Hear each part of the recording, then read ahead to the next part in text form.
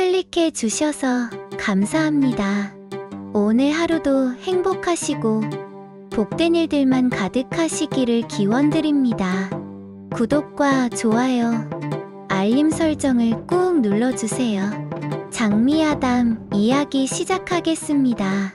복만이는 양반가에 들어와 10년을 넘게 봉직하였으나 버드나무 그림자처럼 조용히 살아가는 이였습니다. 마른 적대 일은 부지런히 하여 주인 집안에서는 그를 믿고 맡기는 바가 많았으나 가을 낙엽처럼 존재감이 옅은 사람이었지요. 그의 일상은 동이 트기 전부터 시작되었습니다. 닭이 울기 전에 일어나 마당을 쓸고 우물에서 물을 길어오며 아침 일찍 부엌에 불을 지펴 주인집 아침상을 위한 준비를 도왔지요. 봄이면 밭을 갈고 여름이면 뜨거운 햇살 아래 김을 메고 가을이면 추수를 도우며 겨울이면 눈을 치우고 장작을 패는 일까지 사계절 내내 그의 손길이 닿지 않는 곳이 없었습니다. 복만아, 내가 있어 이 집안이 돌아간다. 주인의 노모가 가끔 그에게 말씀하셨지만 복만이는 고개를 숙이며 소인이 해야 할 일을 할 뿐이옵니다라며 겸손히 물러났지요. 그의 등은 넓고 단단했으며 거친 일에 익숙한 그의 손은 굵고 투박했으나 그의 마음은 연못의 핀 연꽃처럼 맑고 깨끗하였습니다. 그렇게 하루하루 살아가던 복만이에게 운명의 바람이 불어닥친 것은 그의 여름, 하늘이 울음을 터뜨린 듯 장맛비가 쏟아지던 날이었사옵니다. 복만아, 오늘 장에 가서 쌀 5말과 나무를 사오너라. 내일 제사가 있으니 정성껏 골라 오도록 하라. 주인의 명령에 복만이는 고개를 숙이며 알겠사옵니다 하고 장으로 향했습니다. 장터는 세찬 비에도 불구하고 사람들로 북적였습니다. 비에 젖은 집모자를 쓴 농부들, 젖은 치마를 움켜쥔 아낙들, 우산을 받쳐든 양반들이 오가며 흥정하고 있었지요. 복만이는 주인이 맡긴 일을 성실히 마치고 돌아가던 중이었습니다. 장터를 빠져나오던 그때 처마 밑에 웅크린 한 여인이 눈에 들어왔습니다. 해진 옷자락으로 몸을 가린 그 여인은 분명 거지였으나 깊은 연못 같은 그 눈동자는 결코 거지의 것이 아니었습니다. 비에 젖은 그 여인의 모습은 마치 폭풍 후에 떨고 있는 한 송이 꽃과도 같았습니다. 저 괜찮으십니까? 복만이는 조심스레 물었습니다. 그의 목소리는 따스한 봄날의 미풍처럼 부드러웠습니다. 여인은 놀란 사슴처럼 고개를 들었사옵니다. 그 순간 비에 젖은 얼굴이 달빛처럼 빛났습니다. 가느다란 눈썹 아래 맑은 호수 같은 눈동자가 복만이를 바라보았지요. 비에 흠뻑 젖은 그 여인의 얼굴은 한여름 소나기를 맞은 연꽃잎처럼 고왔습니다. 먹을 것을 구하지 못하여 이틀을 굶었사옵니다. 여인의 목소리는 바람에 흔들리는 갈대 같았습니다. 그 말투에서는 어딘가 양가집 규수의 기품이 느껴졌지요. 복만이는 망설임 없이 주머니에서 떡 몇 개를 꺼내어 여인에게 건넸습니다. 그리고 양반집에서 점심으로 먹으라고 싸준 고구마도 내어주었지요. 이름이 어찌 되십니까? 복만이가 조심스레 물었습니다. 수이라 합니다. 여인은 붉게 익은 석류 같은 입술을 작게 움직이며 대답했습니다.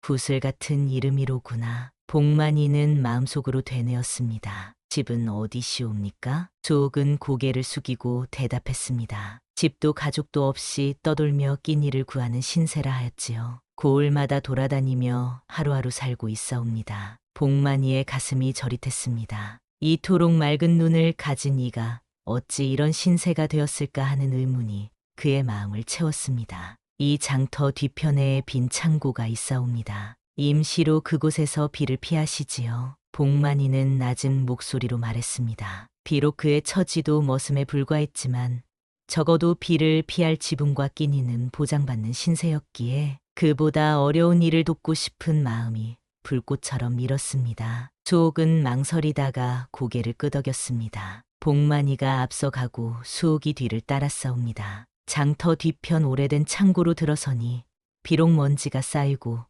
거미줄이 드리워져 있었으나 비를 피하기엔 충분한 공간이었습니다. 보찜을 풀어거적을 깔고 한쪽 구석에는 빗물을 막기 위해 짚을 두텁게 깔았습니다. 매일 저녁 음식을 가져다 드리겠사옵니다. 이곳에 머무르시어도 아무도 모를 것이니 안심하시고 쉬십시오. 복만이는 진심을 담아 말했습니다. 조옥은 보찜에서 작은 보따리를 꺼내어 베개로 삼았습니다. 그 모습은 마치 궁궐에서 쫓겨난 공주가 초가의 몸을 의탁한 듯 꾸었습니다. 은혜는 잊지 않겠습니다. 조옥의 목소리는 가늘게 떨렸습니다. 복만이의 마음속에 작은 봄바람이 일었습니다. 그날 밤 복만이는 자신의 저녁 몫을 반으로 나누어 수옥에게 가져다 주었습니다. 조옥은 그 음식을 받아들며 구름 사이로 빛나는 달처럼 미소 지었습니다. 그 미소는 복만이의 가슴에 한 줄기 햇살처럼 따스함을 남겼습니다. 은혜는 반드시 갚겠사옵니다. 조옥의 말에 복만이는 손사래를 쳤습니다.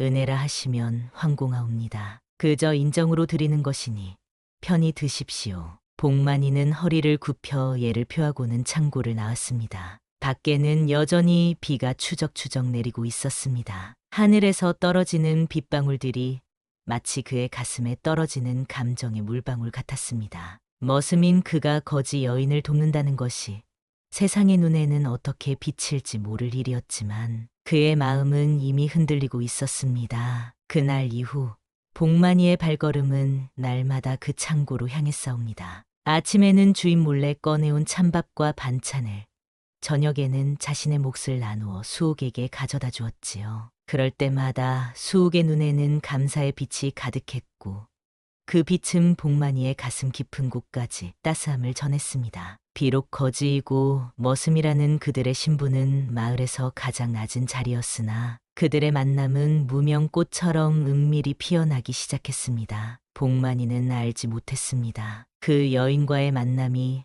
자신의 운명을 송두리째 바꿀 것이라는 사실을. 그렇게 머슴과 거지, 처녀의 인연이 시작되었습니다. 그 시작은 작은 빗방울처럼 미약했으나 그 끝은 누구도 예상치 못할 바다를 이룰 것이었지요. 날이 흐르고 흘러 7일이 지났사옵니다. 창고의 처마 끝으로 떨어지는 빗방울 소리는 멈췄으나 복만이의 마음속 파문은 더욱 커져만 갔습니다. 그는 매일 빈 창고로 발걸음을 옮겼으니 그 마음은 봄날 꽃을 찾아가는 나비와 같았습니다. 조옥을 만날 때면 가슴속에 한 줄기 따스한 빛이 번지는 듯하였지요. 창고는 이제 예전의 먼지 쌓인 모습이 아니었습니다. 조옥은 복만이가 가져다 준 빗자루로 먼지를 쓸고 거미줄을 걷어내고 빗물이 새는 곳은 땜질하여 조금씩 보금자리를 꾸몄습니다. 한쪽 구석에는 복만이가 가져다 준 낡은 이불을 깔아 잠자리를 마련했고 다른 한쪽에는 작은 풀꽃을 꺾어 병에 꽂아 두었습니다. 초라한 창고였지만 그곳에는 이제 삶의 온기가 돌기 시작했습니다. 오늘은 딱지병이 났더군요. 이 약은 그 상처에 바르면 좋을 것입니다. 조옥이 작은 도자기 그릇을 내밀었습니다. 그 안에는 푸른빛이 도는 약이 담겨 있었습니다. 복만이는 놀라움을 감추지 못했습니다. 어찌 알았사옵니까? 소인이 말씀드리지 않았는데. 조옥은 미소를 지었습니다. 당신의 손등이 붉게 부어오른 것을 보았지요. 자주 보이는 증상입니다. 복만이는 그 정성에 감동하여 버들가지 같은 손이 떨렸사옵니다. 조인이 무슨 공이 있다고 이리 마음을 쓰시나이까. 조옥은 밤하늘의 별빛 같은 눈으로 복만이를 바라보았습니다. 공이 크고 작음을 따지는 것이 인정이던가요? 사람의 마음은 그런 것이 아니지요. 저를 도와주신 은혜 어찌 잊을 수 있겠습니까? 복만이는 그 약을 손등에 발랐습니다. 놀랍게도 화끈거림이 굽 가라앉고 시원함이 느껴졌습니다. 이 약 신기하오이다. 어디서 구하셨습니까? 창고 뒤편 들판에서 자라는 약초를 찾아 다렸지요. 제가 어릴 적 외할머니께서 가르쳐 주신 방법입니다. 그렇게 두 사람은 가난한 창고에서 부유한 마음을 나누었사옵니다. 조옥은 비록 거지의 행색이었으나 그를 알았고 산과 들에서 약초를 구별하는 지혜가 있었으며 특히 풍수지리에 밝았사옵니다. 복만이가 옮겨다 준 책을 읽는 모습은 마치 옛 양반가의 교수가 시를 읊는 듯 고왔습니다. 어느 날 복만이는 수옥이 창고 바닥에 나뭇가지로 무언가를 그리고 있는 것을 보았습니다. 이게 무엇이옵니까? 호기심에 복만이가 물었습니다. 저 멀리 보이는 산새를 그린 것이지요. 보십시오. 저 산줄기가 용의 등마루처럼 흐르다가 이곳에서 멈추는 것을. 이곳에 집을 지으면 복이 들어올 것입니다. 복만이는 그 그림을 보며 감탄했습니다. 단순한 나뭇가지로 그린 그림이었으나 마치 살아 움직이는 산의 모습이 그대로 담겨 있었습니다. 당신은 어찌 이런 것을 아시나이까? 복만이의 눈에는 경이로움이 가득했습니다. 조옥은 잠시 먼 산을 바라보다 말했습니다. 떠돌며 살다 보니 이곳저곳에 산새를 보는 눈이 생겼을 뿐입니다. 산은 살아있는 것과 같아서 그 기운이 어디로 흐르는지 알면 많은 것을 알 수 있지요. 복만이는 그녀의 지혜에 더욱 깊은 감동을 느꼈습니다. 당신은 범상한 거지가 아니로군요. 조옥은 그 말에 살짝 미소 지었습니다. 그 미소는 구름 뒤에 숨은 달빛처럼 신비로웠습니다. 누구나 자신만의 이야기가 있는 법이지요. 이윽고 마을 사람들 사이에 수군거림이 일었사옵니다. 주로 빨래터와 우물가에서 안악들의 수다가 시작되었지요. 머슴 복만이 녀석이 요즘 장터 뒤 창고에 자주 드나든다더라. 그래, 나도 보았다네. 거기 어떤 여자가 산다는 소문이 있어. 거지 계집이라던데 복만이 녀석이 먹을 것을 갖다 준다고 하더군. 허면 그 창고에서 무슨 일이 벌어지는 것인가? 머슴 주제의 거지 계집과 눈이 맞았다는 거야? 에이, 천한 것들끼리 어울리는 것이지. 세상이 뒤숭숭하니 그런 것도 생기는 게야. 마을의 소문은 바람을 타고 퍼져나갔지만 복만이는 그 말들이 귀에 들어오지 않았사옵니다. 낮에는 부지런히 주인집 일을 하고 밤이면 수옥을 찾아가 세상 이야기를 나누었지요.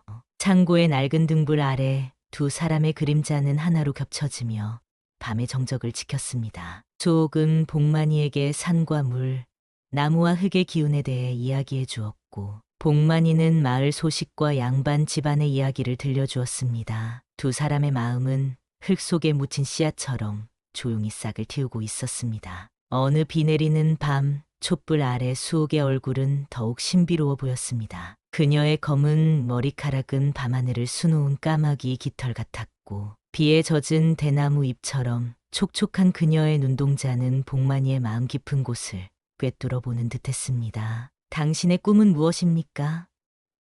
수옥이 문득 물었습니다. 그 질문은 고요한 연못에 던진 돌멩이처럼 복만이의 마음에 잔물결을 일으켰습니다. 복만이는 잠시 생각하다 답했습니다. 이 몸이 머슴으로 태어났으니 그저 주인님 잘 모시고 밥 굶지 않고 살다 가는 것이 소원이지요. 제 신분으로는 더 바랄 것이 없사옵니다. 조옥은 고개를 천천히 가로저었습니다. 그녀의 움직임은 가을바람에 흔들리는 갈대처럼 우아했습니다. 사람의 팔자는 하늘이 정하지만 그 길을 걷는 것은 자신의 발걸음입니다. 물이 낮은 곳으로 흐르듯 운명도 그렇게 흐르는 법이지요. 하지만 물길도 바꿀 수 있습니다. 당신은 더 나은 삶을 살 수 있을 것입니다. 당신의 마음은 넓은 강처럼 깊고 당신의 손은 부지런한 개미처럼 성실하니 언젠가는 당신의 운명도 바뀔 것입니다. 그 말이 복만이의 가슴에 작은 불씨로 남았사옵니다. 어쩌면 자신의 삶도 변할 수 있을까?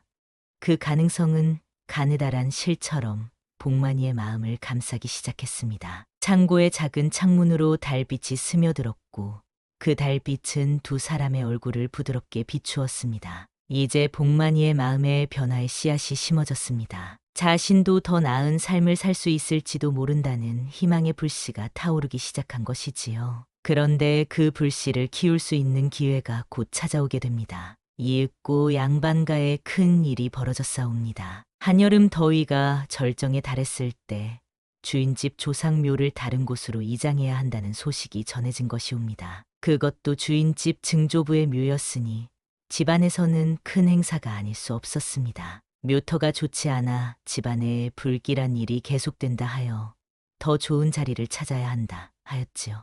지난 2년 동안 주인의 큰아들은 과거에 2번이나 낙방하였고 둘째 아들은 장사에 실패하여 큰 손해를 보았으며 막내 아들은 열병을 앓아 자리에 누워 있었습니다. 이 모든 것이 조상 묘터의 기운이 좋지 않기 때문이라는 말이 집안에 퍼졌습니다. 가내에서는 매일 회의가 열렸고 뜰 아래에서 일하던 복만이는 그 이야기를 귀동냥으로 듣고 있었습니다. 주인 집안 어른들의 목소리가 담장을 넘어 흘러나왔습니다. 도사를 불러 좋은 터를 찾아야 하느니라. 제 아들의 앞날이 모두 걸린 일이니 신중히 결정해야 한다. 주인이 단호하게 명하였고 며칠 뒤 이름난 도사가 마을에 들어왔사옵니다. 그 도사는 머리에 도복을 쓰고 손에 나침반을 들고 사방을 돌아다녔습니다. 산세를 살피고 물기를 확인하고 땅의 기운을 느끼며 사흘을 보낸 뒤 마침내 한 곳을 지목하였습니다. 저 서쪽 산등성이 아래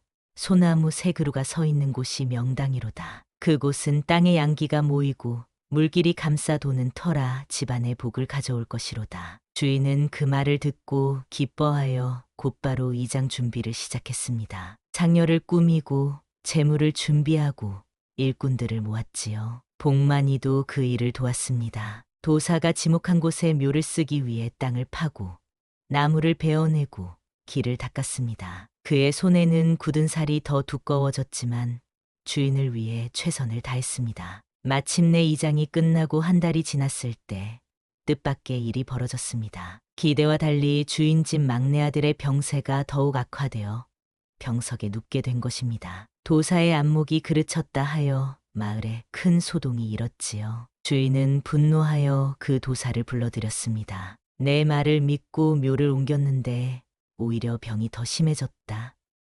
이는 어찌된 일인가? 도사는 당황하여 변명을 늘어놓았습니다.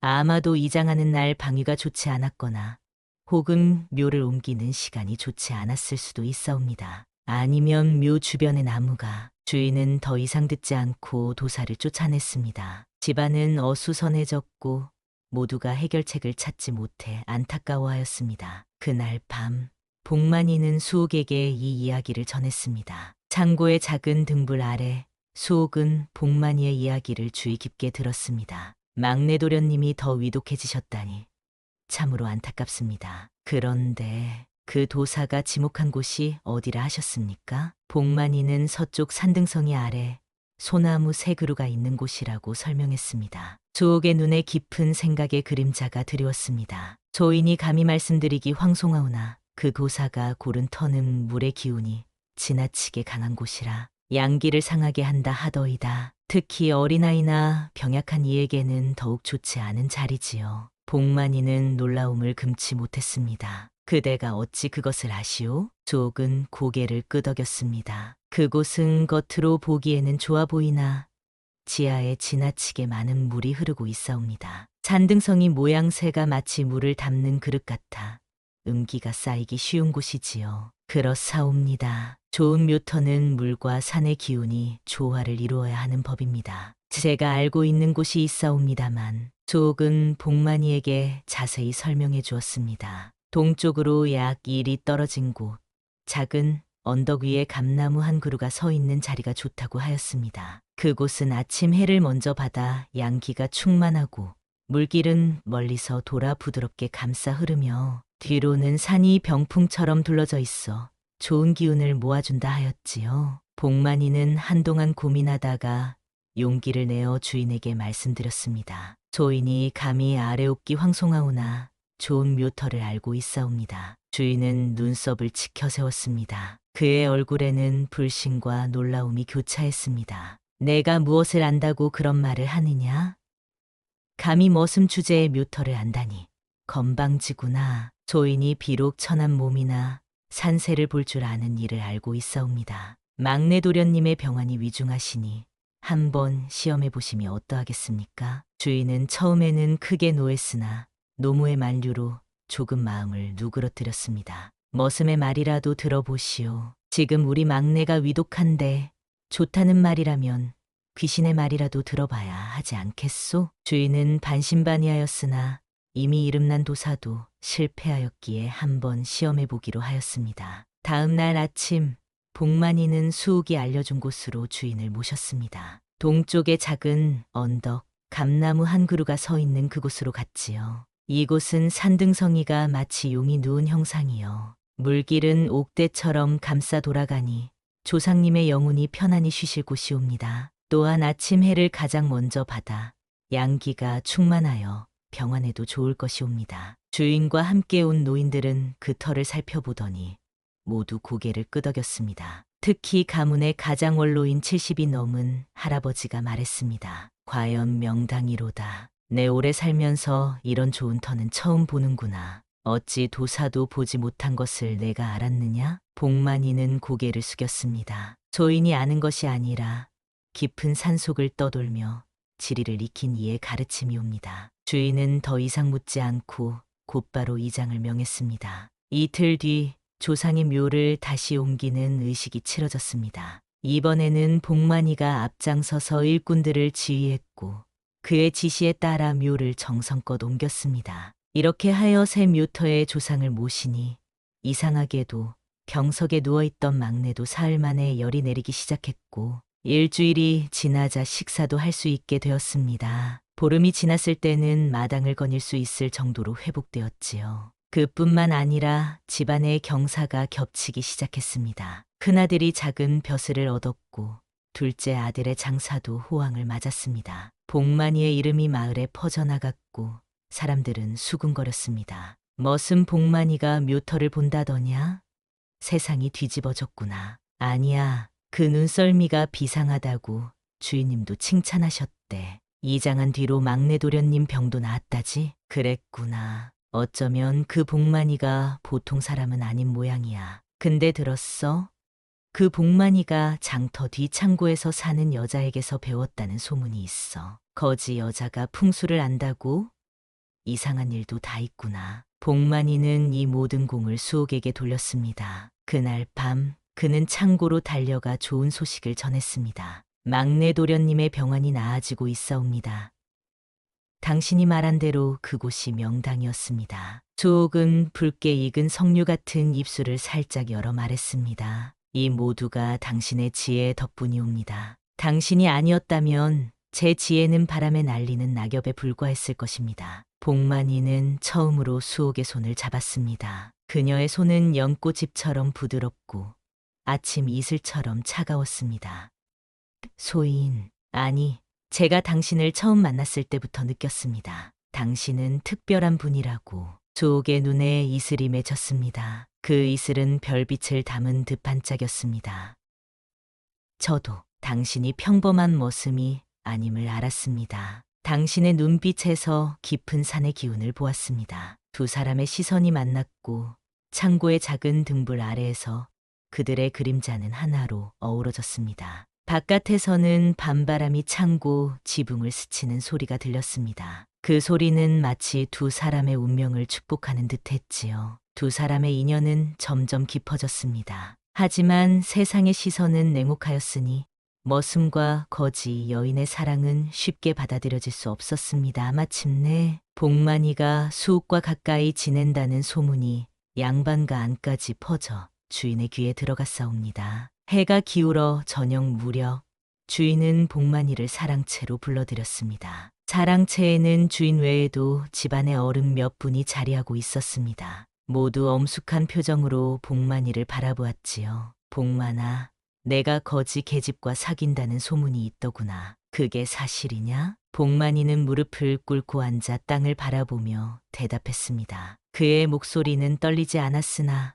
가슴은 울렁거렸습니다. 네, 주인님. 그 여인이 비록 거지이나 마음은 옥처럼 깨끗하고 지혜가 있는 분이옵니다. 소인이 묘터를 찾아들인 것도 모두 그 여인의 가르침 덕분이었사옵니다. 주인은 눈썹을 치켜 올리며 물었습니다. 그러면 그 계집에게서 풍수를 배웠다는 말이냐? 네, 그렇사옵니다. 그 여인은 산과 물, 바람의 길을 읽는 지혜가 있사옵니다. 주인은 탄식하였습니다. 그의 긴 수염이 바람에 흔들렸습니다. 내가 우리 집안에 도움을 준 공이 크나 신분이 다른 연분은 화를 부를 수 있느니라. 더구나 그 여인의 출신도 알 수 없지 않느냐. 떠돌이 거지가 어떤 배경을 가졌을지, 어떤 병을 숨기고 있을지, 어떤 죄를 지었을지 알 수 없는 법이니라. 복만이는 고개를 들었습니다. 그의 눈에는 결연한 빛이 감돌았습니다. 주인님, 그녀는 절대 그런 분이 아니옵니다. 그녀는 맑은 시냇물처럼 깨끗한 마음을 가졌으며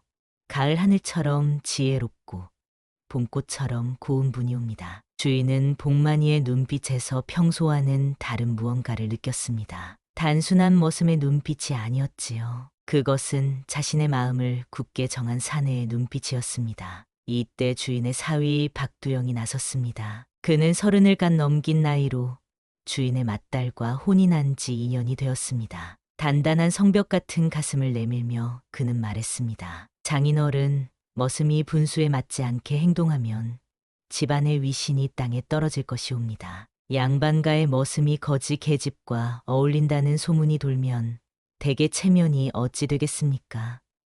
그 거지 계집을 당장 내쫓아야 합니다. 박두영의 목소리는 차갑고 날카로웠습니다. 그의 눈빛에는 무언가 숨겨진 의도가 있는 듯했습니다. 복만이는 그 눈빛을 보고 등골이 서늘해짐을 느꼈습니다. 복만이는 가슴이 무너지는 듯했으나 고개를 들고 말했습니다. 주인님, 소인님 묘터를 찾아드린 것도 모두 그 여인의 지혜 덕분이었사옵니다. 소인에게 은혜를 베풀어 주신다면 그 여인을 해치지 말아 주십시오. 주인 옆에 앉아 계시던 노모가 말씀하셨습니다. 복만이가 이 집에 온 지 10년이 넘었소.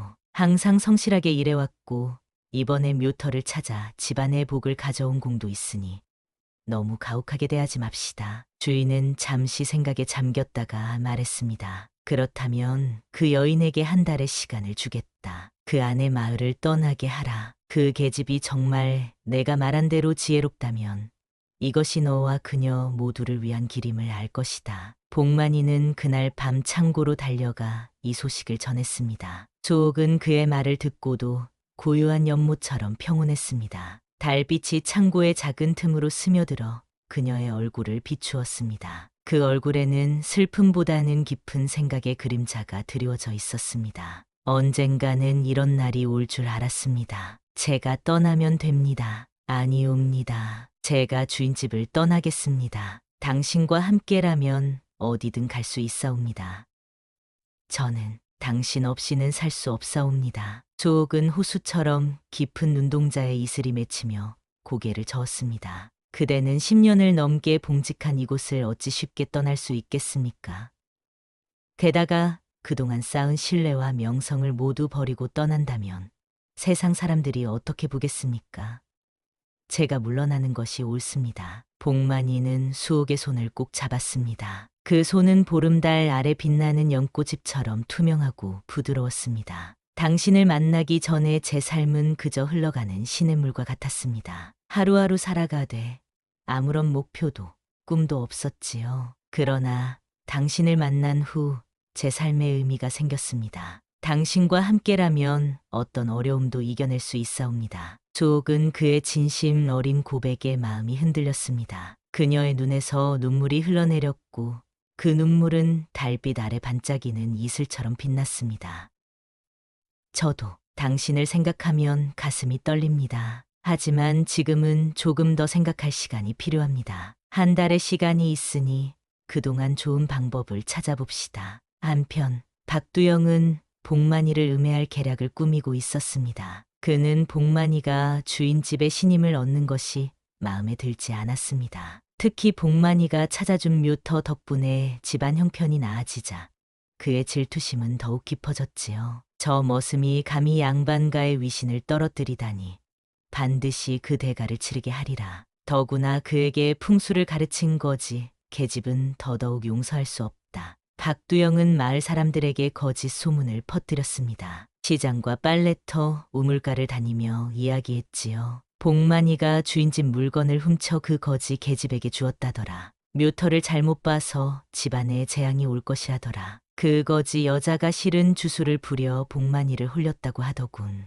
두 사람이 주인집 재물을 훔쳐 달아날 계획이라는 소문도 있소. 그러나 이미 복만이의 정직함과 성실함을 아는 마을 사람들은 그 소문을 쉽게 믿지 않았습니다. 오히려 일부는 복만이의 편을 들기 시작했습니다. 복만이는 10년을 넘게 정직하게 살았는데 어찌 갑자기 그런 일을 저지르겠소? 게다가 그 묘터 덕에 주인집 막내도 살아났다던데 사위 양반이 왜 그리 복만이를 미워하는지 모르겠구먼. 혹시 사위 양반이 질투하는 것 아니오? 장인 어른의 신임을 복만이가 더 받으니 박두영은 이런 반응에 더욱 분노했습니다. 그는 더 악랄한 계략을 세우기 시작했지요. 복만이는 이 모든 풍파 속에서도 수옥을 지키기 위해 마음을 다잡았습니다. 낮에는 더욱 열심히 일했고 밤에는 수옥을 찾아 함께 미래를 계획했습니다. 그들의 사랑은 오히려 역경 속에서 더 깊어져 갔습니다. 비바람이 불어도 이 마음만은 변함없을 것이옵니다. 당신은 저에게 꽃보다 아름답고 달보다 빛나는 존재입니다. 수옥은 복만이의 고백에 붉게 익은 석류 같은 입술로 미소 지었습니다. 당신의 마음은 깊은 산골 샘물처럼 맑고 변함없군요. 그 마음을 믿습니다. 두 사람은 창고 안에서 손을 맞잡고 앉아 달빛이 비치는 창문을 바라보았습니다. 그들의 그림자는 하나로 겹쳐져 벽에 드리워졌고 그 모습은 마치 하늘이 맺어준 연분임을 증명하는 듯했습니다.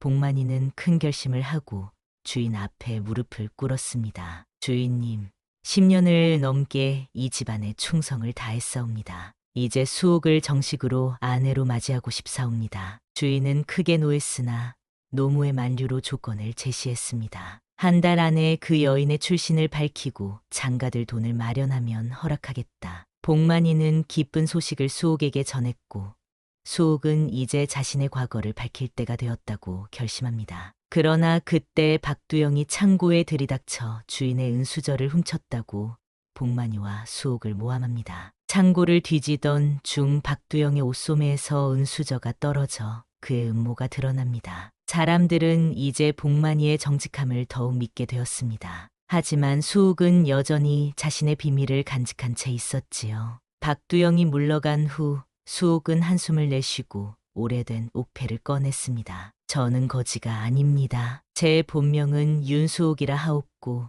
한때 명문가의 딸이었습니다. 우리 가문은 정치적 모함으로 하루아침에 몰락했고 아버지는 귀향을 가셨으며 저는 목숨을 부지하고자 거지 행색으로 떠돌았습니다. 마침 마을 어른들과 주인이 들어와 이 이야기를 들었습니다. 노인 한 분이 수옥의 옥패를 보고 그녀가 진정 윤상서의 딸임을 확인해 주었습니다. 주인은 크게 놀라며 말했습니다. 그렇다면 복만이와 수옥의 혼인을 허락하겠네. 윤상서의 딸과 우리 집안의 충실한 일꾼이 맺어지는 것은 부끄러운 일이 아니네. 며칠 후 마을에서는 박두영이 쫓겨났다는 소식이 전해졌습니다. 복만이와 수옥의 혼례 준비가 시작되었고 두 사람의 앞에 새로운 삶이 열렸습니다. 복만이와 수옥의 혼례는 간소하지만 정성스럽게 치러졌습니다. 처음에는 복만이가 여전히 주인집에서 일했지만 수옥의 조언으로 그는 자신의 풍수 재능을 펼치기 시작했습니다.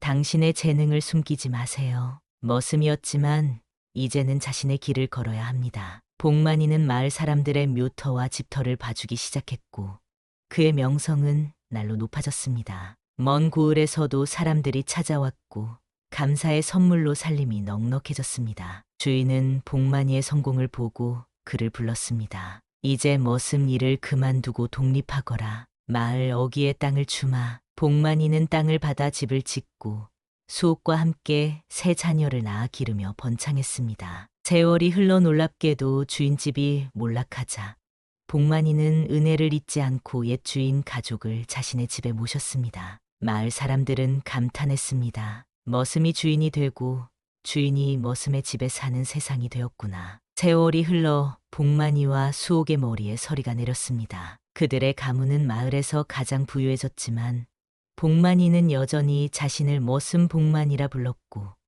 가난한 이들을 돕는 일을 게을리하지 않았습니다. 어느 날 비에 젖은 젊은 거지 부부를 보고 자신의 과거를 떠올린 복만이는 그들에게 일자리와 살 곳을 마련해 주었습니다. 머슴 출신이 저렇게 인정이 깊으니 하늘도 도운 게지. 복만이의 큰아들은 과거에 급제하여 벼슬길에 올랐고 작은 아들은 아버지의 풍수 재능을 이어받았으며 딸은 이웃 고을 양반가에 시집갔습니다. 복만이와 수옥이 이른이 되던 해 두 사람은 처음 만났던 그 장터를 다시 찾았습니다. 비가 내리는 가운데 그들은 이제 정자가 된 옛 창고 자리에 서 있었습니다. 그날 비를 맞던 당신을 보지 않았다면 내 인생도 그 자리에 묻혔을 것이오. 그날 저를 도와준 당신이 아니었다면 저도 바람에 흩날리는 낙엽처럼 쓰러졌을 것입니다. 두 사람의 사랑은 세월이 흘러도 변함없는 샘물처럼 맑고 깊었습니다.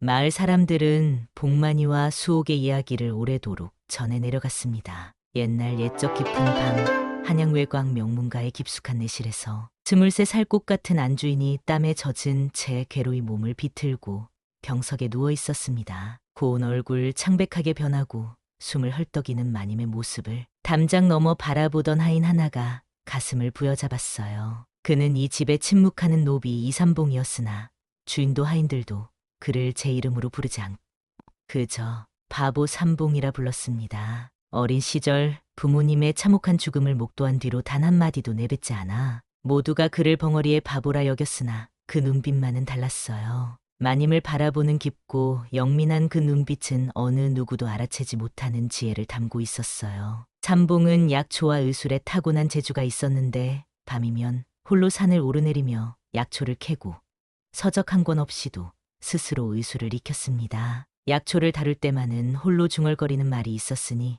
이 창출은 뱃속의 한기를 몰아내는데 그지없이 좋은 약초요입니다. 여기에 생강을 조금 더하면 이러한 모습을 본 다른 하인들은 그저 비웃음만 보냈지요. 명문가의 젊은 안주인 연화 부인은 봄꽃처럼 아름다웠으나 어느 날부터인가 알 수 없는 병에 시달렸지요. 얼굴은 창백하게 질리고 몸은 불덩이처럼 뜨거워지다가도 어느 순간 찬물에 몸을 담근 듯 오한이 들기도 했지요. 온갖 명의들이 찾아왔으나 백약이 무효였으니 그들은 하나같이 고개를 절레절레 젓기만 할 뿐이었지요. 삼봉은 마님의 병세를 매일 밤 담장 너머로 살폈지요. 마님의 창백한 안색, 떨리는 손끝, 가쁜 숨결까지 그의 눈은 놓치는 것이 없었지요. 아, 이는 분명 심화병이로소이다. 오랜 한이 가슴에 맺혀 불이 되어 몸을 태우는 병이로구나. 그의 마음속으로 진단이 이루어졌지요. 어느 밤 삼봉은 여느 때처럼 마님의 방을 살피다 발을 헛디뎌 쿵하는 소리와 함께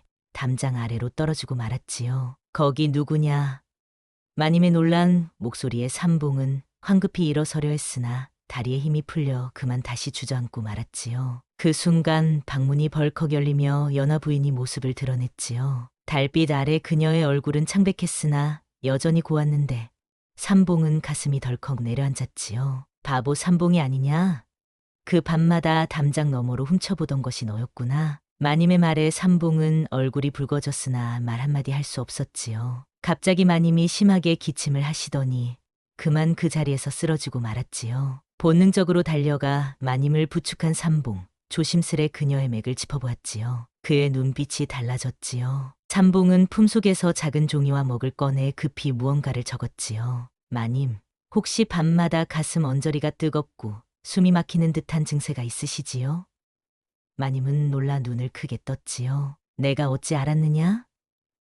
삼봉은 또 다른 글을 적었지요. 마님의 병은 심화가 뭉쳐 생긴 병이라 삼가 제 약으로 치료해 보길 원하옵니다. 마님은 그를 오래 바라보더니 이내 작은 웃음을 지었지요. 바보가 아니었구나. 그 순간 뒤에서 발자국 소리가 들려왔지요. 누구시오? 종들의 목소리에 마님은 삼봉에게 속삭였지요. 내일 새벽 동이 트기 전 건너방으로 오너라. 내 약을 믿어보겠다. 이튿날 새벽 동이 채 트기도 전에 삼봉은 마님이 말씀하신 건너방 앞에 서 있었습니다. 손에는 정성스레 준비한 약주머니를 있었지요. 밤새 잠을 이루지 못하고 약초를 정성껏 다듬고 가루내어 만든 것이었어요. 떨리는 손으로 문을 두드렸습니다. 들어오너라. 마님의 목소리에 삼봉은 심호흡을 한번 하고 조심스레 방문을 열었지요. 연화 부인은 이미 단정에 앉아 기다리고 계셨어요. 창백한 얼굴이지만 눈빛만은 또렷했습니다. 내 오늘 밤 내 말을 곰곰이 생각해 보았다. 내 병이 심화로 인한 것이라 하였느냐? 삼봉은 고개를 끄덕이며 품 안에서 종이 한 장을 꺼냈어요. 거기에는 마님의 병과 치료법이 상세히 적혀 있었습니다. 마님은 그 종이를 한참 바라보더니 작은 한숨을 내쉬었어요. 허나 너는 어찌 말 한마디 없이 이토록 병을 잘 아는 것이냐? 삼봉은 다시 종이에 글을 적었습니다. 어려서부터 산과 들을 다니다 보면 약초들이 저절로 보이고 사람의 병도 그저 보이기만 하면 알 수 있어옵니다. 그 글씨는 삐뚤빼뚤하지만 또렷했지요. 마님은 잠시 생각에 잠기더니 결심한 듯 고개를 들었어요. 좋다. 내가 내게 기회를 주마. 셋째 날 안에 내 병을 조금이라도 덜어줄 수 있다면 내게 소원을 말해보아라. 삼봉의 눈이 반짝였습니다. 종이에 급히 적었어요. 진정 그리하시겠사옵니까? 마님은 웃음을 지었지요. 만약 내 병이 더 심해진다면? 삼봉은 망설임 없이 다시 적었습니다. 그때는 소인의 목숨을 마님께 바치겠사옵니다. 그날부터 삼봉의 치료가 시작되었어요. 매일 새벽 삼봉은 자신이 산에서 직접 캐온 약초로 정성스레 약차를 다려 마님께 드렸습니다. 약차를 마신 마님의 뺨에 발그레 홍조가 돌았지요. 이상하구나. 몸이 점점 뜨거워지는데 마님의 말에 삼봉은 종이에 급히 적었어요. 걱정 마십시오. 그것은 약의 효과로 몸속에 맺힌 한이 풀어지기 시작한 것이옵니다. 하루, 이틀, 사흘이 지나며 마님의 안색이 점점 좋아졌습니다. 창백했던 볼에 생기가 돌고 까맣게 그늘졌던 눈 아래가 맑아졌지요. 매일 밤 마님의 맥을 짚어보는 삼봉의 손길은 조심스러웠어요. 그의 손이 닿을 때마다 마님의 눈빛이 흔들렸습니다. 말없는 그의 눈빛과 마주칠 때면 마님의 심장은 더 빠르게 뛰었지요. 그러나 이런 소문이 모두에게 반갑지만은 않았어요. 특히 그동안 마님을 치료하던 의원들의 얼굴에는 그늘이 드리웠습니다. 허면 그 천한 벙어리가 우리보다 의술이 뛰어나단 말이요. 이리 두고 볼 수만은 없소이다. 의원들은 머리를 맞대고 삼봉을 모함할 계략을 꾸미기 시작했지요. 어느 날 마님의 처소 앞에서 의원 셋이 마주쳤어요. 듣자 하니 바보 삼봉이 밤마다 약을 올린다지요? 그게 어디 약만 올리겠습니까? 아니, 그게 무슨 소리요? 의원들의 눈빛이 음흉하게 빛났습니다. 그들은 곧장 상마님을 찾아갔지요. 큰일 나셨습니다. 상마님, 그 삼봉이란 놈이 마님께 수상한 약을 올리고 있다는 소문이 있사옵니다. 뭐라고? 밤마다 몰래 마님의 처소에 들어가 온갖 귀한 약재를 써서 그뿐이 아니옵니다.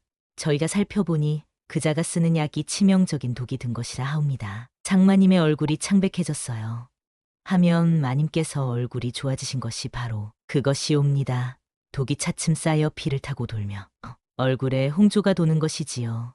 이대로 두었다가는 큰일이 날 것이옵니다. 상마님은 그날 밤 몰래 마님의 처소를 지켜보기로 했지요. 달빛이 구름에 가려 어두운 밤이었어요.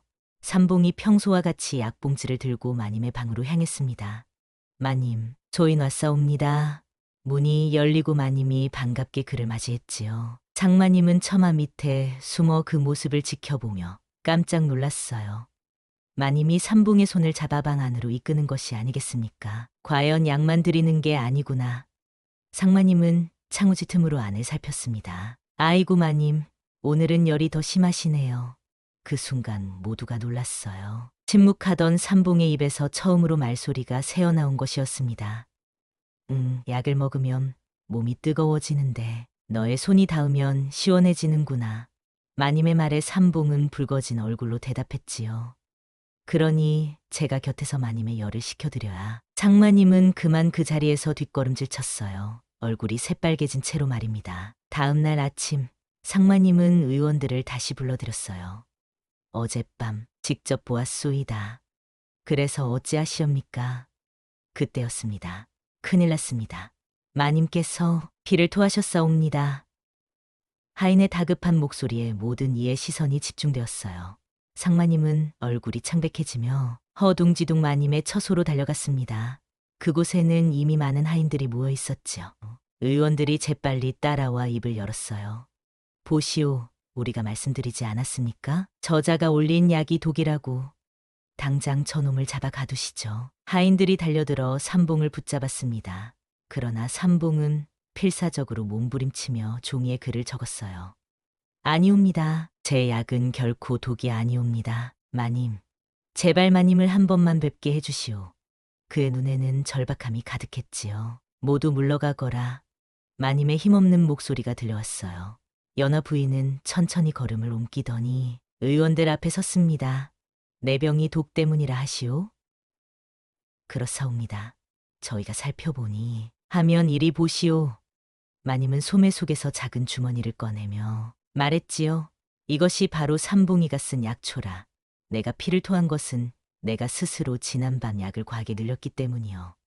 예, 그게 무슨 이 약은 잘 듣기에 내 스스로 욕심을 부린 것이지. 삼봉은 날마다 정해진 약만 써야 한다 당부하였소. 마님의 말씀에 의원들은 말문이 막혔어요. 마님은 이어 말했습니다. 그리고 하나 더 밝혀둘 것이 있소. 내 병은 심화로 인한 것이야. 몸에 뜨거운 열이 올라올 때면 찬 기운으로 다스려야 하는 것이요. 삼봉이 곁에 있어야만 하는 이유가 바로 그 때문이었소. 순간 상마님의 얼굴이 붉어졌는데 어젯밤 본 광경이 떠올랐기 때문이지요. 이제 다들 이해하셨소? 삼봉을 당장 놓아주시구려. 마님의 단호한 목소리에 하인들이 삼봉을 놓아주었어요. 그러나 의원들은 그리 쉽게 물러서지 않았습니다. 마님, 저희가 이미 관가에 변장을 올렸사옵니다. 그 말이 채 끝나기도 전에 포졸들이 들이닥쳤지요. 바보 삼봉이라는 자가 어디 있느냐? 마님은 창백해진 얼굴로 삼봉을 바라보았어요. 포졸들이 웬일이오? 요사스러운 약으로 양반가의 마님을 홀려놓았다는 구변이 들어왔다. 당장 잡아가겠다. 잠시만 기다려 주시게. 마님이 앞을 막아섰지만 포졸들은 아랑곳하지 않고 삼봉에게 달려들었어요. 마님, 비키시옵소서. 이는 관가의 명령이옵니다. 순간 마님의 목소리가 높아졌습니다. 하늘이 무너져도 순리는 있을 터. 내 처소에서 이러는 것이 도리이더냐? 포졸들이 잠시 멈칫하고 눈치만 보고 있을 때 마님이 말을 이었어요. 해가 저물고 있으니 내일 아침에 다시 오시오. 그때까지는 내가 이 자를 책임지고 지키고 있으리다. 포졸들은 마님의 위험 앞에 물러설 수밖에 없었습니다. 아침이 되면 반드시 데리고 가겠사옵니다. 포졸들이 떠나고 의원들도 하나둘 사라지자 마당에는 마님과 삼봉만이 남았어요. 마님은 삼봉의 손을 잡고 자신의 처소로 향했습니다. 어서 들어가거라. 오늘 밤은 내가 내 곁에 있어야 하겠다. 하오나 마님, 이리 위험한 상황에서 내일이면 내가 잡혀갈 터. 그 전에 내 마지막 치료라도 받고 싶구나. 달빛이 스며드는 방 안에서 연하 부인과 삼봉은 마주 앉았어요. 마님의 얼굴이 점차 붉어지기 시작했지요. 마님, 약을 너무 많이 드시면 안 되옵니다. 약 때문이 아니란다. 이젠 내가 곁에 있기만 해도 이리 가슴이 뛰고 온몸이 달아오르는구나. 삼봉의 얼굴도 붉어졌어요. 마님의 숨결이 그의 얼굴을 간지럽혔지요. 삼봉아, 내일 내가 잡혀가면 우리는 다시는 볼 수 없을지도 모르겠구나. 마님의 목소리가 떨렸어요. 마님, 내 평생 이리 떨리는 마음은 처음이란다. 처음 만난 그날부터 지금까지 내가 나를 치료해준다 하였으나 사실은 내 마음을 알게 만든 것이 아니더냐. 삼봉의 눈에서 뜨거운 눈물이 흘러내렸습니다. 소인도 마님을 생각하면 가슴이 터질 것만 같사옵니다. 오늘만큼은 나를 마님이라 부르지 말아다오. 예? 그저 내 이름을 불러다오. 연하라고. 마님. 아니. 연하, 방금 내 이름을 불렀느냐? 예, 연하. 다시 한 번만 더 불러다오. 달빛 아래 두 사람의 그림자가 하나로 겹쳐졌어요. 그 밤 서로의 마음을 확인한 두 사람은 어떤 말도 필요 없는 깊은 교감을 나누었습니다. 새벽이 가까워올 무렵 삼봉은 문득 생각이 떠올랐어요. 연하, 내일 포졸들이 오면 나는 잡혀갈 것이오. 하지만 당신의 병은 아직 완전히 나은 것이 아니니 더 강한 약이 필요하옵니다. 연하의 눈빛이 걱정으로 가득 찼지요. 더 강한 약이라니 도대체 그게 무엇인가? 삼봉은 잠시 생각에 잠기더니 종이에 무언가를 적었어요. 청룡산 깊은 계곡에 백열란이란 약초가 있사옵니다. 천년에 한 번 꽃을 피운다는 영약으로 심화를 단번에 낫게 한다 하옵니다. 연하의 눈이 커졌어요. 허나 청룡산은 범들이 자주 출몰하는 위험한 곳이 아니더냐. 더구나 내일이면 포졸들이. 삼봉은 결연한 눈빛으로 종이에 적었습니다. 소인이 그곳에 가서 약초를 구해올 것이옵니다. 소인의 목숨보다 연하의 병을 고치는 것이 더 중요합니다. 그렇다면 내가 함께 가겠소. 연하의 단호한 말에 삼봉은 놀라 고개를 저었어요. 하지만 연하는 이미 결심한 듯했지요. 나 없이 내가 어떻게 그 먼 산을 가겠느냐. 더구나 포졸들을 피해야 하니 둘이 함께 가는 것이 좋을 것이오. 삼봉은 한참을 고민하다가 마침내 고개를 끄덕였어요. 그렇게 두 사람은 새벽녘 아직 어둠이 채 가시지 않은 시각에 몰래 마당을 빠져나왔습니다. 연하는 서재에서 남장을 꺼내 입었고 삼봉은 필요한 약재와 간단한 음식을 챙겼지요. 두 사람은 조용히 담을 넘어 바깥길로 나섰어요. 멀리서 달구름 소리가 들려왔습니다. 서둘러야 해요. 곧 사람들이 깨어날 테니. 연하의 말에 삼봉은 고개를 끄덕이며 그녀의 손을 잡았지요. 그렇게 두 사람의 모험이 시작되었어요. 청룡산으로 가는 길은 쉽지 않았습니다. 숲은 울창하고 길은 험했으며 때때로 야생 동물들의 울음소리가 들려왔지요. 게다가 날씨마저 변덕스러웠어요. 아침에는 맑던 하늘이 어느새 검은 구름으로 뒤덮여 갑자기 비가 쏟아지기 시작했습니다. 삼봉은 서둘러 근처 바위 아래로 연하를 이끌었어요. 괜찮소? 연하의 걱정스러운 물음에 삼봉은 잔잔한 미소로 답했지요. 빗물이 그의 얼굴을 타고 흘러내렸지만 그의 눈빛만은 따뜻했어요. 연하는 무언가 가슴이 저릿해지는 느낌을 받았지요. 비를 피해 다소곳이 앉은 두 사람. 좁은 바위 아래서 그들의 몸은 자연스레 가까워졌어요. 연하는 삼봉의 어깨에 살짝 기대었죠. 이상하게도 내 곁에 있으면 병이 나은 것만 같구나. 그녀의 말에 삼봉은 그저 연하의 손을 더 꼭 잡아주었어요. 비가 그치고 두 사람은 다시 길을 재촉했지요. 해가 서산으로 기울 무렵 그들은 마침내 청룡산 깊은 계곡에 도착했어요. 백렬란은 계곡 아래 동굴 근처에 있다고 들었사옵니다. 삼봉이 힘겹게 말했지요. 그의 목소리는 여전히 어색했지만 연하를 향할 때만큼은 부드러웠어요. 두 사람은 조심스레 계곡을 따라 내려갔습니다. 날이 어두워지기 시작하자 주변이 더욱 음산해졌지요. 갑자기 어디선가 으르렁거리는 소리가 들려왔어요. 범위로구나. 연하가 낮은 목소리로 말했지요. 삼봉은 재빨리 연하를 자신의 뒤로 숨기며 주변을 살폈어요. 그때 발밑이 무너져 내렸습니다. 아! 연하의 비명과 함께 두 사람은 계곡 아래로 굴러 떨어졌지요. 잠시 후 삼봉이 정신을 차리고 주변을 살펴보니 놀라운 광경이 눈에 들어왔어요. 그들이 떨어진 곳은 작은 동굴이었는데 그곳에서 희미한 푸른빛이 새어나오고 있었지요. 여기가. 삼봉은 연하를 일으켜 세우며 동굴 안으로 향했습니다. 그리고 그 빛의 근원지에서 그들은 백렬란을 발견했어요. 하늘이시여, 이것이 바로 백렬란이옵니까? 빛나는 푸른 꽃잎을 가진 백렬란은 마치 별빛을 담은 듯 영롱하게 빛났어요. 삼봉과 연하는 경외의 눈빛으로 그것을 바라보았지요. 하지만 기쁨도 잠시 동굴 깊은 곳에서 으르렁거리는 소리가 들려왔어요. 커다란 호랑이 한 마리가 그들을 노려보고 있었습니다. 아이고, 이대로 죽어서는 안 되는데. 삼봉은 연하를 자신의 등 뒤에 숨기며 떨리는 손으로 작은 칼을 꺼냈지요. 호랑이와 삼봉의 눈이 허공에서 마주쳤어요. 그 순간 삼봉의 머릿속에는 오직 한 가지 생각뿐이었습니다. 내가 죽더라도 연하만은 꼭 살려야 한다. 호랑이가 달려들었고 삼봉은 눈을 질끈 감았지만 본능적으로 몸을 날렸지요. 칼이 허공을 갈랐고 호랑이의 앞발이 스쳐 지나갔어요.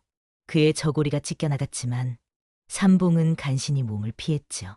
그때였어요. 갑자기 동굴 깊은 곳에서 백발의 도사가 나타났습니다. 이놈의 범아, 멈추거라. 도사의 목소리에 호랑이가 갑자기 얌전해지는 것이었어요. 마치 고양이처럼 순한 눈빛으로 변하더니 도사의 발치에 엎드려 버렸지요. 아이고, 덕분에 살았습니다. 삼봉의 몸이 떨렸어요. 그대들은 누구이며 어찌하여 이 위험한 산속 깊은 동굴에 들어왔는가? 도사의 질문에 삼봉과 연하는 잠시 망설였지만 곧 자초지종을 털어놓았어요.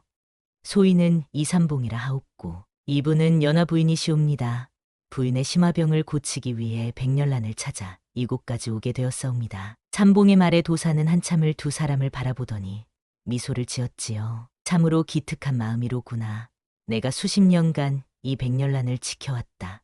아무나 함부로 가져갈 수 없는 영약이지. 허나 너희의 진심이 나를 감동시켰다.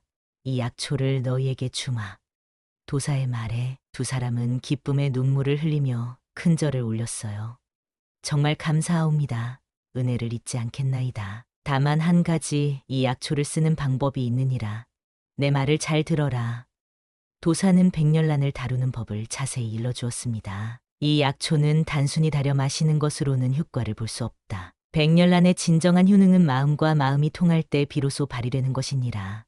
두 사람은 의아한 표정으로 도사를 바라보았죠. 백렬란은 심화를 다스리는 약초이나 그 효능을 온전히 발휘하려면 서로에 대한 진실한 마음이 필요하다. 약을 먹은 후에는 반드시 서로의 마음을 열고 진심을 나누어야 하느니라. 도사의 말에 연하와 삼봉의 얼굴이 붉어졌어요. 이제 어서 가거라. 너희를 쫓는 차들이 곧 이곳에 도착할 것이니. 두 사람은 도사의 배웅을 받으며 동굴을 나섰습니다. 자, 어서 가거라. 너희가 그토록 걱정하는 일이 기다리고 있을 테니. 삼봉은 백렬란을 품에 꼭 안은 채 연하의 손을 잡고 산을 내려가기 시작했어요. 그의 발걸음은 그 어느 때보다도 가벼웠지요. 달빛이 구름에 가려진 깊은 밤, 두 사람은 산속 작은 암자에 도착했습니다. 아이고, 이 밤중에 누구신지요? 노승 한 분이 문을 열어주었어요. 그런데 연하를 보자마자 노승의 눈이 커졌지요. 이런, 혹시 대감의 따님이시오? 노승은 연하 앞에 엎드려 절을 하였습니다. 따님을 이런 곳에서 뵙게 될 줄이야. 삼봉이 당황한 듯 연하를 바라보자 연하는 한숨을 쉬더니 고개를 끄덕였어요. 더는 숨길 수가 없겠구나. 삼봉아, 내가 사실대로 말하마. 연하는 방 안에 앉아 긴 한숨을 내쉬었습니다. 나는 전 대사원 이공의 따님이자 부당하게 폐위된 정제공의 손녀란다. 이에 그렇다면 마님께서는 그래, 내가 조정에서 이연하 공주라 불리던 몸이란다. 아버지가 모함을 받아 벼슬에서 물러나시자 나는 깊은 산속 절에 숨어 지내다가 연하는 잠시 말을 멈추고 삼봉을 바라보았어요. 그러다 혼인을 하게 되었지. 하지만 남편은 병으로 세상을 떠났고 그렇게 과부가 되어 숨어 지내던 중심화병이 찾아왔단다. 그런 사연이 하지만 삼봉이 아닌 소인은 감히 삼봉아, 내 신분이 어떻든 너를 향한 마음만은 진실이란다. 연하의 말에 삼봉의 눈에 눈물이 맺혔어요. 그때였습니다. 밖에서 말발구 소리와 함께 횃불 빛이 번쩍였습니다. 포졸들이 왔다고 합니다.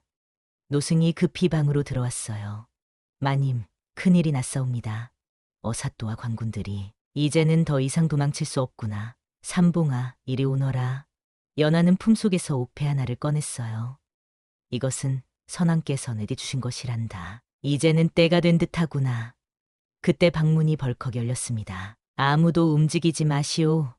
어사또와 관군들이 들이닥쳤지만 연하는 조금도 동요하지 않았어요. 오히려 연하는 어사또를 향해 옥패를 들어보였지요. 어사또, 이것을 보아라. 어사또의 눈이 커졌습니다. 이것은 마마, 이연하 마마가 아니십니까? 어사또는 급히 무릎을 꿇었어요. 연하는 차분한 목소리로 말을 이었지요. 그간 내가 숨어 지낸 것은 때를 기다렸기 때문이요. 이제 삼봉의 도움으로 내 병이 나았으니 궁으로 돌아가 아버님의 누명을 벗길 때가 된 것 같소. 하오나 마마, 저 천한 신분의 삼봉은 어사또의 말에 연하가 단호히 끊었습니다. 삼봉은 내 생명의 은인이자 마음을 다해 신뢰하는 사람이오.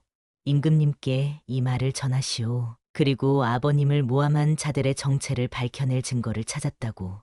예, 마마, 신이 곧장 전하께 아뢰겠나이다. 어사또는 포졸들을 이끌고 궁으로 돌아갔고 연하와 삼봉은 노승의 안내로 암자에서 하룻밤을 묵게 되었어요. 달빛이 스며드는 방 안에서 두 사람은 마주 앉았습니다. 이제 어찌 되는 것이오? 삼봉의 떨리는 목소리에 연하가 미소를 지었지요. 내일 우리는 궁으로 가게 될 것이오. 그곳에서 모든 것이 밝혀질 것이니 두려워 말아요. 연하는 백렬란을 꺼내 들며 말했어요. 이제 이 약을 써서 내 병을 완전히 고칠 때가 왔소. 이튿날 궁궐 대전에는 긴장감이 감돌았어요. 어사또의 급보를 받은 임금은 부랴부랴 대신들을 불러 모았습니다. 어찌 된 일인지 경들은 모르겠소. 대신들의 수군거림이 이어졌지만 아무도 확실한 답을 하지 못했지요. 그때 대전의 문이 열리고 연하와 삼봉이 입장했어요. 대신들은 모두 놀란 눈으로 그들을 바라보았습니다. 특히 연하의 모습에 많은 이들이 숨을 죽였지요. 내 눈을 의심하겠구나. 연하 공주였던가? 임금의 말에 연하는 깊이 절을 올렸어요. 예, 전하. 그간 숨어 지내며 아버님의 누명을 벗길 증거를 찾고 있었습니다. 그래, 그 증거라는 것이 무엇이 오냐? 연하는 품속에서 묶음한 서찰을 꺼내들었어요. 바로 이것이옵니다. 이는 아버님을 모함한 자들의 음모가 담긴 비밀 서찰이옵니다. 이를 찾느라 오랜 시간이 걸렸사옵니다만 임금은 서찰을 받아 살펴보시더니 크게 탄식하셨어요. 아, 과연 그대의 아버님은 억울한 누명을 쓰신 것이었구나. 그리고는 삼봉을 바라보셨지요.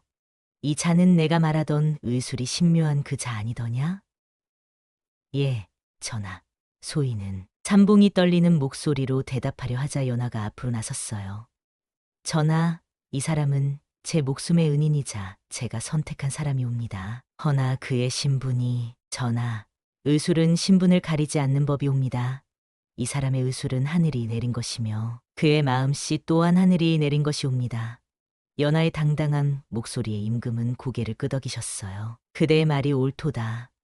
그런데 임금께서 갑자기 삼봉을 자세히 바라보시며 고개를 갸우뚱거리시는 게 아니겠어요. 그대 혹시 20해 전 전염병이 돌던 해의 북도 땅에서 태어나지 않았는가? 삼봉은 놀라 고개를 들었습니다. 예, 그렇사옵니다만. 그리고 어린 시절 목의 왼편에 매화 모양의 붉은 점이 있지 않았더냐? 전하, 그것을 어찌? 임금의 눈빛이 달라졌어요. 과연 그대가 맞았구나. 그대는 바로 조선 최고의 어이였던 이가여의 아들이니, 예, 소인이 말입니까? 삼봉이 놀란 목소리에 대전이 조용해졌어요. 이가여는 왕실의 어이였다. 역병이 돌던 해 백성들을 구하려다 목숨을 잃었지. 그의 아들도 함께 사라졌다고 하여 모두가 죽은 줄 알았거늘. 삼봉은 떨리는 목소리로 말했습니다. 소인은 어린 시절 기억이 없사옵니다. 다만 폭우가 쏟아지던 날 산속에서 정신을 잃은 채로 발견되었다 하옵니다. 그래, 이가여가 마지막으로 남긴 편지가 있느니라. 임금은 소매 속에서 낡은 편지 한 통을 꺼내셨어요. 저는 제 성을 숨기고 왕명을 거스른 죄 깊은 몸. 이제 더 이상 궁으로 돌아갈 수 없어 이렇게 편지를 올립니다. 다만 한 가지 소원이 있사오니 제 아들만큼은 살려주시옵소서. 그 아이의 목에 있는 매화점은 편지를 읽는 삼봉의 눈에서 뜨거운 눈물이 흘러내렸어요. 과연 이가여의 피를 이어받았구나. 임금의 말씀에 연하는 놀란 눈으로 삼봉을 바라보았습니다. 삼봉아, 아니 이제는 이청이라 불러야 하리라. 내 본명은 이청리칭이니라. 임금의 말씀에 삼봉, 아니 이청은 무릎을 꿇었어요. 알겠느냐? 이가여는 왕실의 어이자 종이품 의관이었다. 그의 아들인 이청은 당연히 양반의 신분이니 너희 혼인을 막을 이유가 없구나. 이청과 연하는 서로를 바라보았어요. 달빛 아래 도망치듯 나눈 사랑이 이제는 밝은 햇살 아래에서 피어날 수 있게 된 것이었지요. 이청아, 어찌하여 그리 오래 말이 없었느냐? 임금의 물음에 이청이 대답했습니다. 전하, 어린 시절 부모님의 죽음을 목격한 충격으로 제 목소리를 잃었사옵니다. 그러나 그는 연하를 바라보며 말을 이었어요. 연하를 만나 마음의 문이 열리고 위험한 순간에 그녀를 지키려는 마음에 다시 말을 할 수 있게 되었습니다. 임금은 감격하여 말씀하셨어요. 이청은 이제부터 내 어이가 되어 백성들을 치료하고 연하는 그의 곁에서 내조하며 살도록 하여라. 이것이 과인의 명이니라. 전하, 감사하옵니다. 두 사람은 눈물을 흘리며 임금 앞에 엎드렸어요. 하늘이 내린 운명과 하늘이 내린 사랑이 마침내 하나가 된 순간이었지요. 그날 밤 이청과 연하는 월궁이 내려다 보이는 연못가를 거닐었어요. 이제 마님이 아닌 연하로 너를 바라보게 되었구나. 이청의 말에 연하의 눈이 반짝였습니다. 그리고 나는 바보 삼봉이 아닌 이청나리를 바라보게 되었소. 두 사람의 웃음소리가 달빛 아래 울려 퍼졌어요. 연하야, 백렬란을 기억하오? 이청이 품에서 약주머니를 꺼냈어요. 도사가 말했듯이 이 약은 서로의 마음이 통할 때 비로소 효험이 있다고 했소. 이제 우리의 마음이 하나가 되었으니 완전한 치료를 받을 때가 된 것 같소. 연하는 미소를 지으며 고개를 끄덕였지요. 이청은 백렬란으로 정성스레 약차를 다렸어요. 달빛이 스며드는 정원에서 두 사람은 마주 앉아 차를 나누었습니다. 이상하구나. 이 약을 마시니 온몸이 따뜻해지는 것이. 연하의 말에 이청이 손을 내밀었어요. 도사의 말씀처럼 따뜻한 마음은 차가운 손길로 다스려야 하는 법. 두 사람의 손이 맞닿자 신비로운 기운이 두 사람 사이를 흘렀지요. 달빛 아래 두 사람의 그림자가 하나로 어우러졌어요. 침묵 속에서도 모든 것을 말하는 두 사람의 눈빛. 서로를 향한 깊은 마음은 어떤 말보다도 강했습니다.